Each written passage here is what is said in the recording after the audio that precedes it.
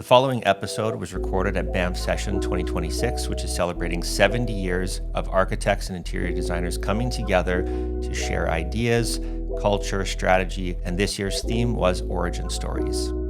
In this episode, I'm joined by Joylyn Teskey. She's a graduate of Dalhousie University. She's currently the AAA president, and she runs her own practice, which is Noun Consulting and Verb Architecture out of Edmonton, Alberta. I'm your host, Kelso Brennan, and I'm genuinely curious about strategy, business, architecture, design, and talking with the people behind big, bold ideas.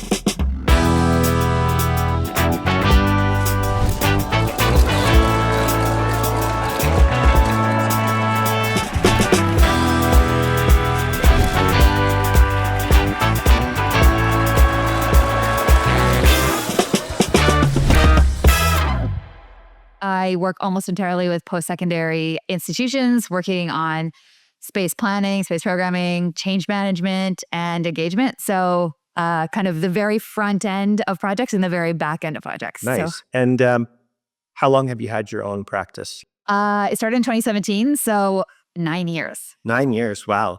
And the name? It's called Noun Consulting. Okay, Noun Consulting. And I did see something about verb architecture. Yes. So I like the naming of noun and verb. Explain that a little bit. Well, I'm a total word nerd. So so noun is kind of, I started it early before I am an architect by trade, but really was focusing on kind of the people side of things. So the space management and that kind of stuff. So didn't think I needed a firm, but then very quickly, and also being, the president of the AAA, it's important to have my own firm. So I opened that officially a couple of years ago, but it really is, I work under Noun, but yeah, those two things kind of work side by side, and it felt right. If, Noun is all about people, places, things, and ideas, the verb is about kind of actioning that. Yeah, that's great. I love that.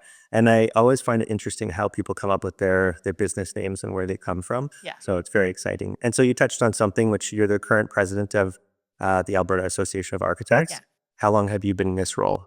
This is the end of my first year, and I have one more year that I will be for sure continuing. And if I wanted to, I could do a third, but I think by the end of the second year, I'll be ready to hand it off to someone else. Yeah, that's great. And it gives you enough time to, make some changes. And of course, it's good to, I feel like when you enter board roles or advisory roles, it's always in a capacity of like coming up to speed in a really rapid fashion. Yeah. How have you found that with this industry and, serving as an architect, of course, and then serving architects? Yeah. What was the learning curve like to become part of the association? Ooh, that's great. So I actually became I've been volunteering with the AAA for like almost as long as I've been an architect. Oh, nice. But I really started to become active in the volunteering when I started my firm, because I was, starting something different and, had questions about practice, regulation and that sort of stuff. Was invited to join one of the AAA committees. And then kind of because of that, I got really interested in, one of my kind of side gigs at work is really talking about kind of policy and that sort of stuff. Yeah, and so it made total sense with the PGA coming on board and our act changing, that it was something that we could do and that I could bring that kind of nerdy side of my world into the practice of, and, kind of helping architects kind of further their work. And so, yeah, it's been a really great experience to remind myself that while I am in this little teeny tiny niche of architecture, that there's so many different ways to practice, and there's so many different ways that we can all kind of serve together. And so definitely, it's been I think like when I think about the practice, and like you mentioned, policy and governance, it plays such an important role. And there's a special place in heaven for people that love policy and governance, because, it's one of those things that's can be challenging, of course. And then I find that very admirable, of course, that you not only are practicing, but then having an influence on it. And it seems exciting that you can play a part in that as well. I'm a governance nerd as well, and I've served on several boards, and I love the governance aspect of it as well. So that speaks to me as well. So what about, you sort of mentioned having support, and he didn't really know where to go to.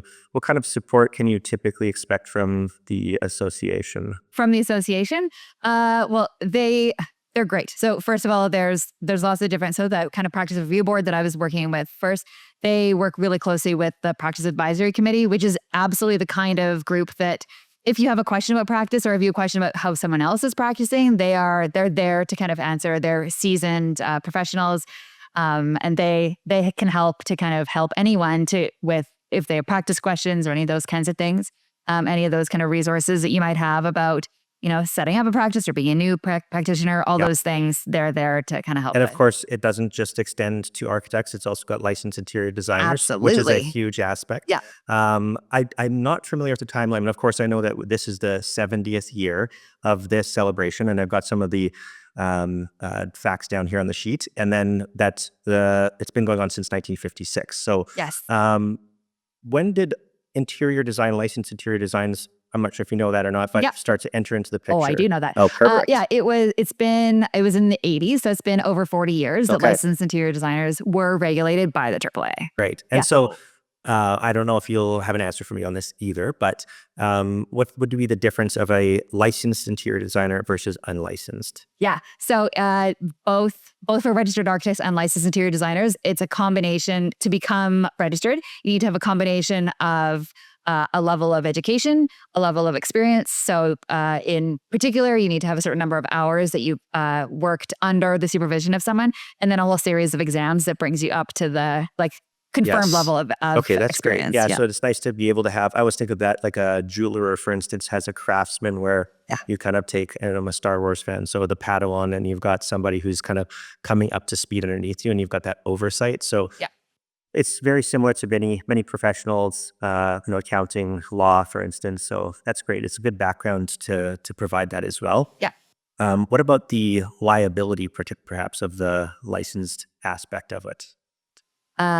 Say more about that? I guess being able to work as an architect, I feel like you've got oversight over the whole building, HVAC, mechanical, all kinds of things there.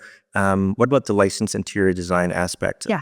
So they have the same kind of criteria for liability insurance that we do. They really practice almost, especially on the interior of a building, it's a very similar scope of practice. It really is just the difference between that kind of exterior kind of the exterior part of the building versus. It makes it even more important to work with somebody who is licensed, who's got the education and the background and a ton of exposure for those who don't. So that's why this association's so important. Now, I'm going to go back on the theme of origin stories and going all the way back. Sure. When did you know that you wanted to become an architect?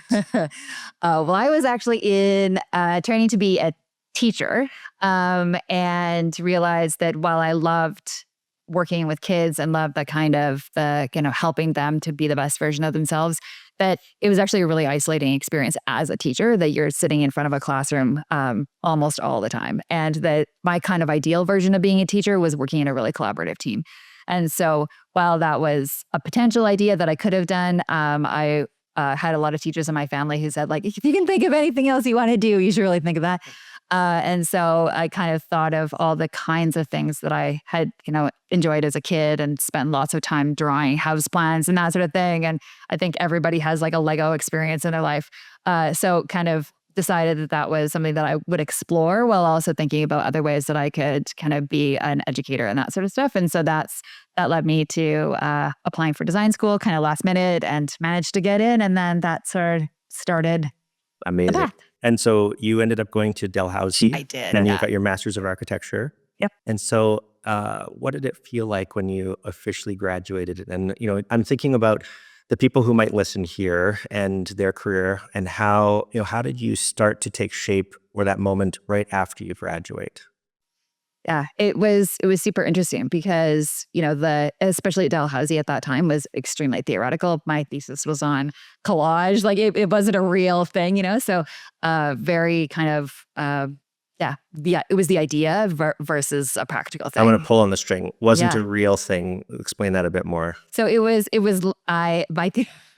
a weird thing. It was about literally bolting ideas onto a building. But when you went down to it, it really was about the collision of people working together and how people, whether they were again, very young student, whether they were spies or ballerinas, and how if they interacted with each other, what would that be? I love the creative space of that. Thinking that way, because when you said not really a thing, I was like, no, it certainly, definitely is. And of course, I don't want to trivialize, that aspect of it, because that creative space and thinking very uniquely probably shaped your career thereafter, which is amazing. It really did. And it's fun to look back and see how those kind of the strings get pulled. But, when you're a brand new architect who also had just gotten married and really needed to just find a job to pay our bills, my first job was on multifamily housing. So a completely different end of the spectrum. There was, Of course, everybody has to start somewhere. But that first job became like there's a through line from that to what I do today that is almost all entirely people-based and relationship-based. And now I can look back and say, holy, like that stuff that I was exploring as a student, and those things that connected back to, being an education student, they all tie into what I'm doing today, which is, again, a really niche little And what brought you to Edmonton? So born and raised in Edmonton. I actually went to Dell because I wanted that co-op program, and there's a strong history of architects who from Edmonton who go to Dell. Well, back when it was, it was tens back before it was Dalhousie, and so there's a strong connection of like history and great architects who have gone through Dalhousie who come back to Edmonton, and so. Yeah, came back to family and friends. And well, it's so great that you're also serving the association. We have a long list here that's actually posted on one of the columns of all the past presidents. And of course, your name's going to be listed on this forever thereafter as well, which is amazing. And there's some very powerful names in architecture on that list as well. Absolutely. What is that going to look like? How do you feel like your career is shaping? Or maybe a better question is, when did you feel that defining moment when you felt like you became your own style, your own design, your own path? Yeah. So yeah, my path has been a weird one. So after I started that multifamily stuff, I worked on the Mazankowski Alberta Heart Institute, which was a fundamentally kind of life-altering project. It was fantastic. We were working in the theme of collaboration. We were working with with offices from, I was at Stantec at the time, working with offices from Vancouver, Regina, Calgary. Oh, very collaborative. And then the project was being done in Edmonton. And so, time zone differences and all kinds of things. It was huge. Back in a time where there wasn't Zoom and there wasn't. Yeah. So, there was a lot of in-person meetings, but also a lot of phone calls, just connecting the dots between people. And I was a little baby architect just trying to make all these connections.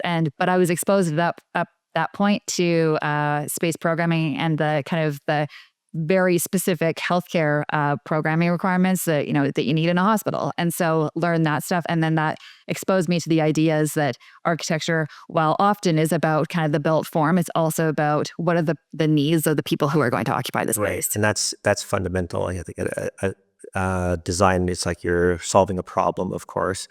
When you start a new project, we'll talk about the origins of a project. How do you kick it off? How do you get started with something? Like, where do the ideas come from? Do you have a bit of a process there? Yeah, absolutely. We always start with kind of the vision. So it's not even about what is the solution that needs to be there, but is the fundamental thing is like, what is the problem that we're trying to solve? Like, what's the thing that really kind of, and I always end up talking about love. Like, what is the thing that is going to make the people who are in the spaces both fall in love with each other and with the space. Oh, I like that part. Fall in love with each other and the space. Yeah, because it's all about making connections and that sort of thing. So once we can define that, then we can get into the nitty gritty of, how many offices you need and how many meeting spaces or whatever, how many, operating suites you need.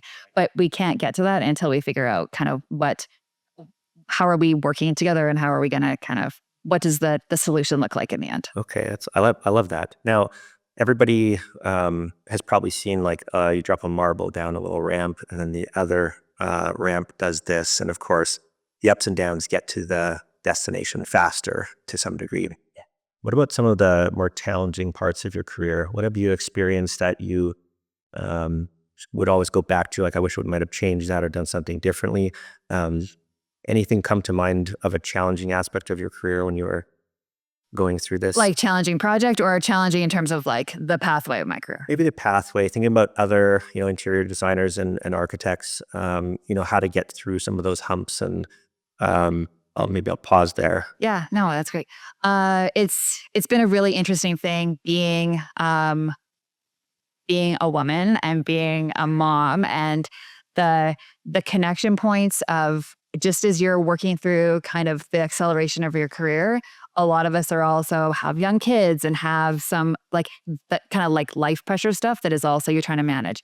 And so there was a point in my life where I was having all kinds of, like really weird life administration issues with like childcare. My nanny was, we were trying to hire someone who was overseas and couldn't get a visa and all these, that stuff, which ended up impacting my work life. And so there was a moment where it was like, I can't actually keep working in the way that I am.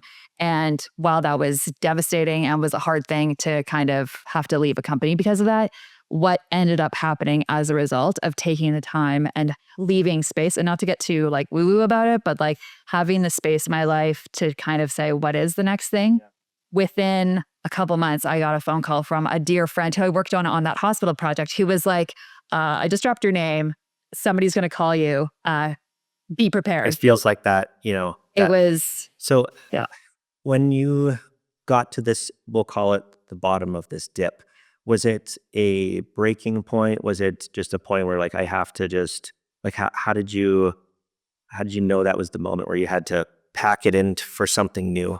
It was, I think on all parts, we all tried to make it work. We tried to find a solution. And then it just became clear that what I needed and what the company needed just weren't the same. And that was okay. We had a great relationship and we're able to say, you know what, this just isn't a good fit anymore. It's been an amazing experience, but moving forward, it's just not going to. It's important that companies also recognize that as well, is that, when you're with, an organization in general, it has so many evolutions of its own, and that, we grow together or you might grow apart, and that's okay, which is totally okay, which is great. And I think that, that story and your story is very similar to so many others.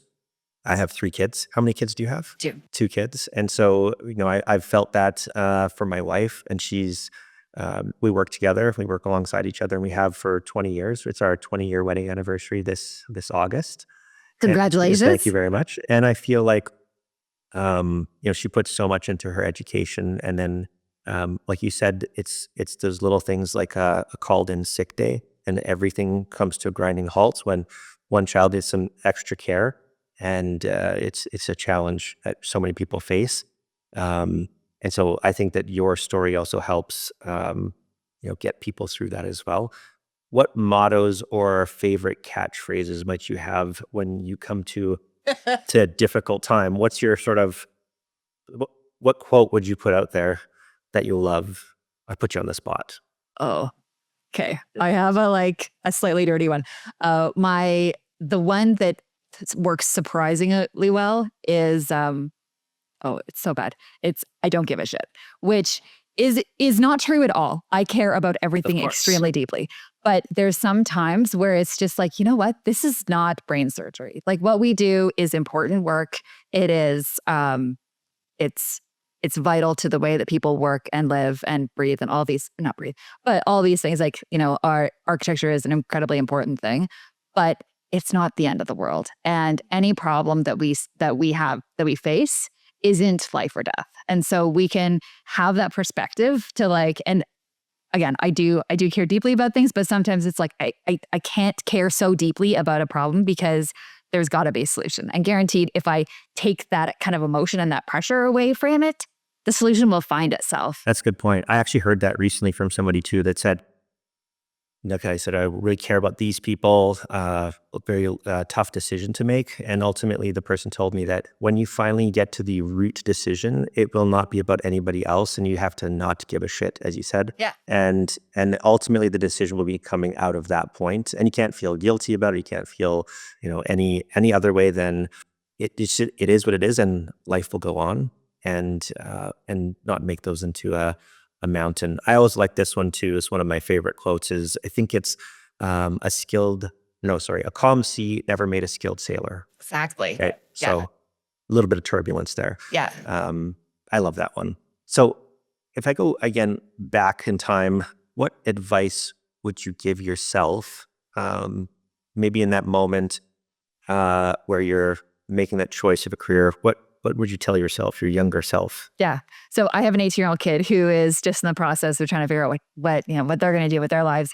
And it's been a really interesting thing to say, it's really not about the capital, T or C career that you have. Like, you may start thinking that you're going to be a doctor or an engineer or a teacher or whatever, forester, which every parent whatever. loves to want or wishes for their kid to Exactly. some degree, but happiness is always at the root. Absolutely.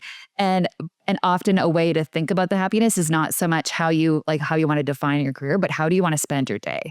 And that's good. That's a thing that really I've kind of worked, if you look at my career path, going from like a very, pretty intensive workload to something that's much more balanced. And part of that is like how I want to spend my day is partially at my desk, heads down, partially in books, partially with people, partially exploring the landscape. That all of those things have to make up what I consider to be a good day or a good week. Ooh, I like that a lot. If we did a favorite quote, I might say, "How do you want to spend your day?" Joylyn Teskey underneath. That's good, because if you ask that question of anybody, any profession, any career, retired even, how do you want to spend your day defines it. If you just woke up in the morning and said, how do I want to spend my day? Is it stuck in traffic, angry, whatever? No, definitely not, right? Yeah. So even just reflecting on that. So great question. Nowadays, how do you want to spend your day? Yeah, it is absolutely a combination of all those things. So I work by myself, for myself. But I work in collaboration with people across Canada, because collaboration is what makes the magic happen. Yeah. And so I work on my computer, I work on Zoom, I work in person. We still do lots and lots of our consultation in ways that I started 20 years ago, with sticky tabs and pens and whiteboards and that sort of thing. So it's nice to see that ideation, like kind of tactile. You're going to be able to see it. And I always think that things have changed so much with technology, of course. The people that are even consuming this podcast, for instance, they're seeing it on potentially a cell phone, however it is. And everybody's connected so much. When I was doing my MBA at U of A, I did the executive MBA. So everybody's in a very professional setting. They've got very busy lives. But one of the sessions that we went through was disconnecting. And so the space, and of course, as an executive, I'm a managing director of a company. So I feel like I put pressure on others, and then, where are their boundaries in terms of timelines? So, or timing of the day when I send a message. So I might wake up 1 a.m. and say, I have an idea, but I shouldn't just shoot a text message or an email off at that time of day. Yeah. As a sole proprietor, you're working for yourself, as you mentioned. How do you put boundaries on your time? Because I feel like when you're passionate about it, the timelines sort of become blurred. Yeah. How do you, with your clients and other people you work with, put boundaries on that? Yeah, great question. I'd say when I first started my firm, I had all kinds of insane boundaries because I felt like I needed to, because I was working from home, and I still work from home. I had all kinds of rules around. I had to be fully dressed to go to work. I couldn't go downstairs in pajamas. I had to be, if I was walking into my office, it was my office. And I really tried to not do work outside of my office space. Or I was working at a co-working space too at that time. Now those boundaries have gotten a lot looser. I still try to be respectful of my time and people's time. But I also try very hard to take walks during the day and to allow those times where I have a break so that other people have a break. And I also try very hard to be not responding to things on the weekend, unless it depends on the person. There's certain people, you get to a point where you have like a chat that's with a client or a consultant that I spend a lot of time with.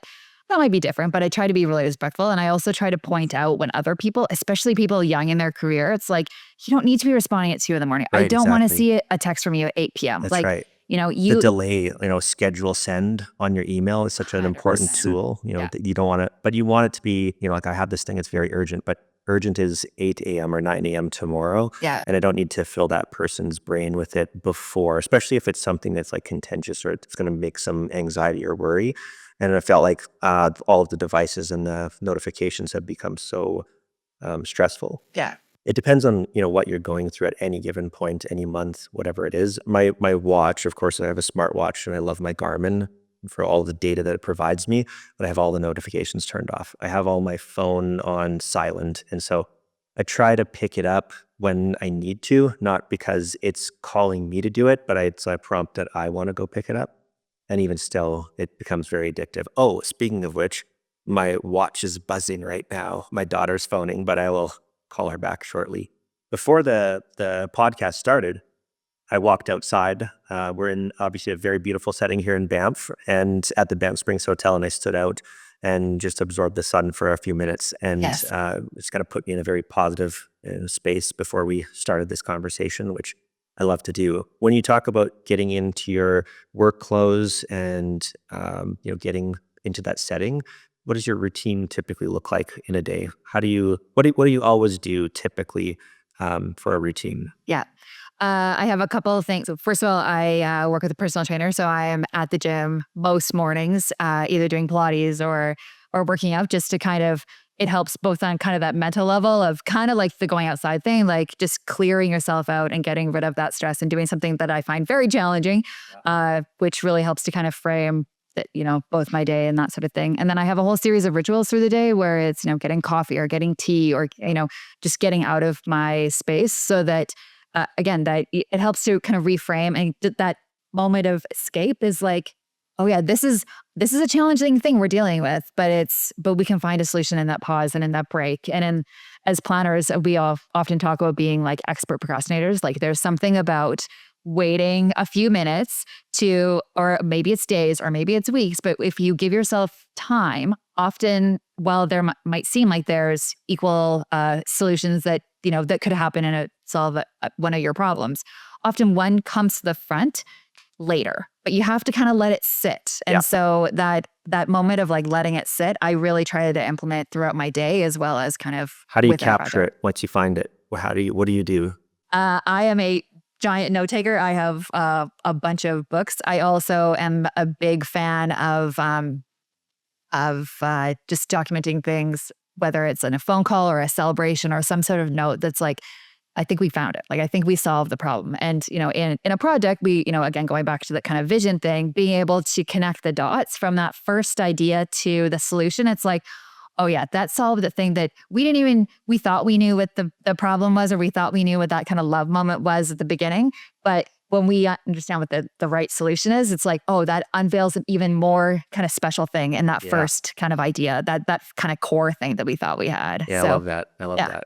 With your routine, like you mentioned, with fitness, both mental health and the physical aspect. I always think of like sweating something out it's just so good. I don't know why, if it's just me, I feel like it's like toxins, just like whatever, it feels so good. So I've started to get into challenges. Like I did a full marathon last year, and yeah, thank you. I don't think I'll do it again, but it was very difficult. Have you ever done anything like this? I think they call it the Misogi, like one major event, something extremely challenging that you would do every year. Do you tend to do something like that?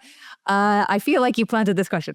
I just actually came off of doing the Camino. So we walked for 120 kilometers over 6 days. Wow. My husband and I did that we got back last weekend. And what were the elevations like? Usually we were going up and going down about 400 meters over the course of a day. Yeah. And what do you do to prepare for that? Like, you obviously planned it in advance. I hired a company to move bags for me, and I will be honest, we didn't do enough preparation. We really should have been a bit smarter. We're going to walk the West Highland Way in the fall. Oh, right. So we'll do more preparation because you need to, because that one's definitely more kind of technically challenging. This, we really just, again, we worked on kind of our overall fitness, and then just walked, and it's such bought good gear. Yeah, that's important. Exactly. Because I know when I was doing the marathon, I did a half marathon the year before. So 21 kilometers was reasonable, but I ended up developing blisters and things like that. And then eventually they get calloused over, and you can kind of build up some tolerance. But when I did the full 42, I actually felt significantly better. And you always think about you're almost there. Like, so when I get to the halfway mark, at least at 10 and a half kilometers, I'm I'm halfway there, and I felt like I was almost losing energy. 1 year later, with a similar amount of prep time, I think I ran maybe like 450 kilometers throughout the year. So, and some people will train like 1,000 or plus. Yeah. I felt like when I hit the halfway point, I just knew I could go so much further. If I got to 30 or 35 kilometers and someone told me, oh, it's actually 50, or tricked me, I probably could have got there as well. Just by understanding that the milestone is even further away, it makes it I don't know, easier to get to the halfway point. Yeah. There's also something about knowing what the distances you have to do. Like it was fascinating on the Camino where like our first couple of days were like over 20 kilometers. And that was tough, but you just kind of bore down and you got into the meditation of the walk. Like it just became a thing you had to do. They call it like a runner's high, but it also happens in any capacity. You're just like, I'm in a zone. You don't even know how much time passed. It feels good. You're doing it. You just keep going. I always felt like I stopped to get a energy gel or a drink of water. And I stopped and I was like, I felt like if this is a ghost scene, my legs kept walking in front of me. Like I was like, oh, I'm ready to go. It felt automatic. Absolutely. But I appreciate that side of the things. I didn't mean to get into it. It was funny that I just brought it up, but I was like, ooh, that's good. yeah, it's interesting. I really appreciate you spending time with me today. Obviously, I wish you very well in your next year. Thanks. And thank you so much for joining us here at Banff Session.